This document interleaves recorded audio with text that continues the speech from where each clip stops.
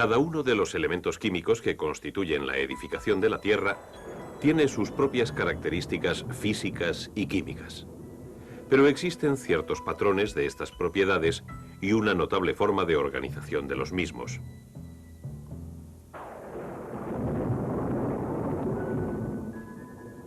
Química, la tabla periódica y la periodicidad.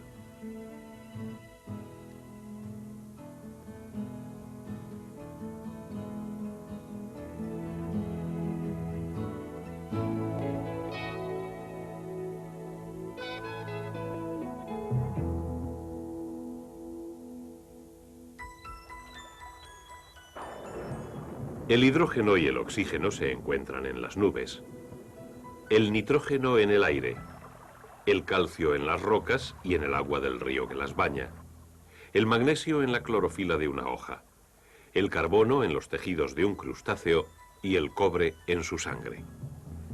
En la herrumbre de un clavo hay un compuesto simple de hierro y oxígeno, y por encima de 1 millón de compuestos en la química de un saltamontes. Los elementos y sustancias que forman son los materiales que componen nuestro mundo. Los paisajes de nuestro mundo varían considerablemente, pero con la ayuda de mapas podemos organizar muchos tipos diferentes de información geográfica. Los elementos que forman nuestro mundo también varían en sus propiedades físicas y químicas, pero solamente se necesita un mapa para organizar la gran cantidad de información que tenemos sobre los elementos. Este mapa es la tabla periódica. La tabla periódica, al igual que un mapa, puede ayudar de muchas formas a organizar nuestro conocimiento de un mundo diverso. El mundo diverso es la química. ¿Cómo organiza un mapa la información sobre un área? Una forma es clasificando diferencias en las regiones.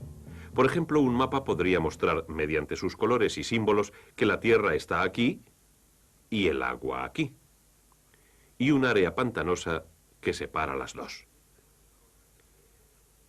Esta es una organización muy amplia de la información. La información sobre los elementos de la tabla periódica se organiza en términos generales de una manera semejante, dividiendo los elementos por sus propiedades en regiones de metales, metaloides y no metales. Un mapa también puede organizar información de acuerdo a las semejanzas dentro de un área determinada. Un mapa de contorno, por ejemplo, puede organizar información acerca de un área de tierra en base a una elevación o acerca de un área de agua en base a un hundimiento. La tabla periódica proporciona asimismo una información detallada. Los elementos se ordenan según su número atómico, el número de protones del núcleo. Cada fila horizontal o período muestra un tipo de relación.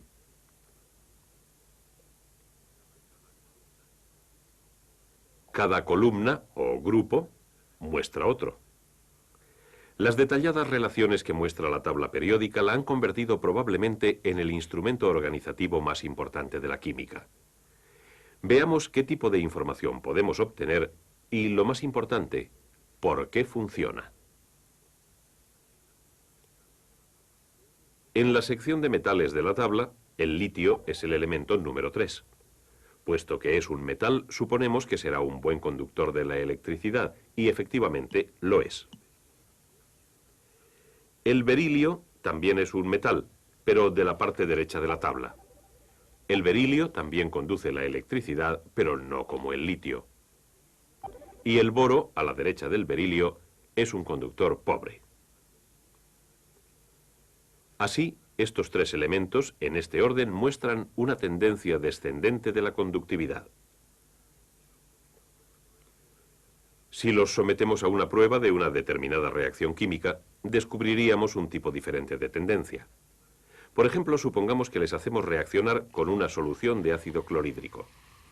El litio reacciona enérgicamente. Cuando ha reaccionado todo el ácido clorhídrico y dejamos que se evapore el líquido, el sólido que permanece es el cloruro de litio, LiCl. Hay un átomo de cloro por cada átomo de litio.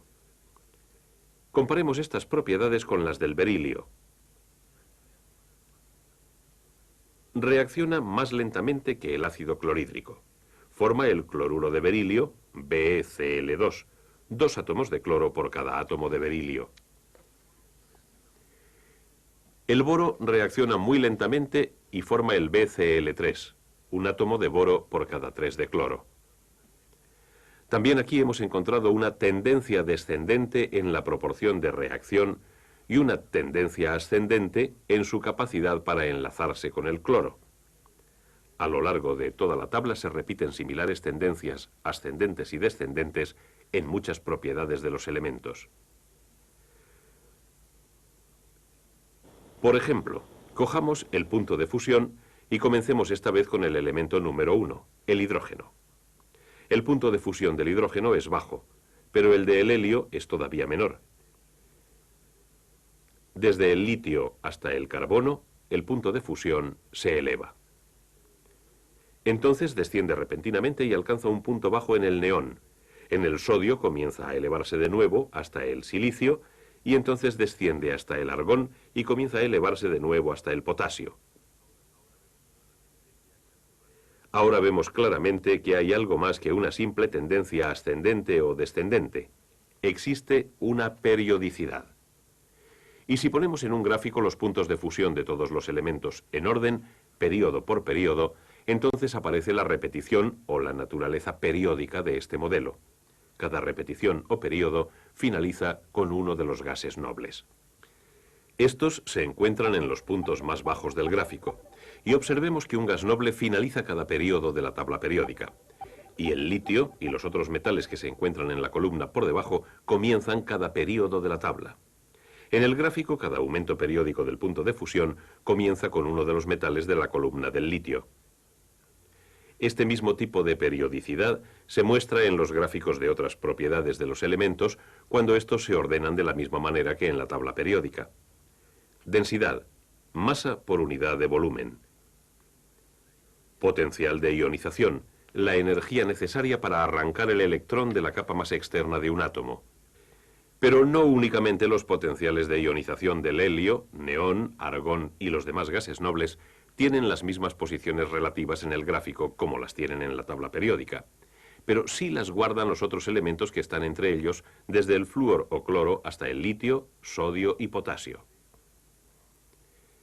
Y de hecho, si simplemente extendiéramos los elementos desde el helio hasta el potasio por orden de número atómico en una tira de papel y lo enrolláramos alrededor de un cilindro, de forma que los gases nobles cayeran en la misma columna vertical, obtendríamos la misma correlación que vimos en el gráfico.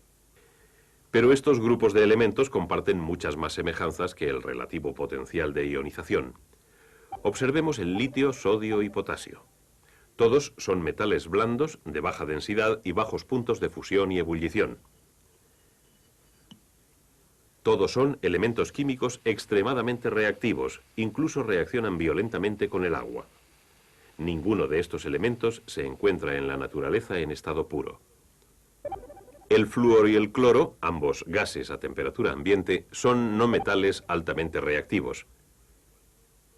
El flúor, al igual que el cloro, nunca se encuentra libre en la naturaleza, solamente en compuestos.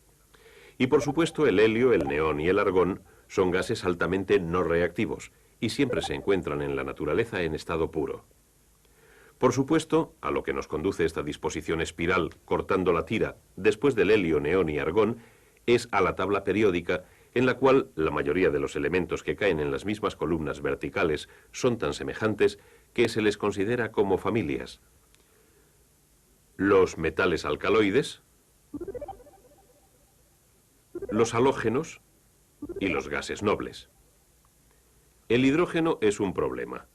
Al ser el elemento número 1, generalmente se coloca aquí.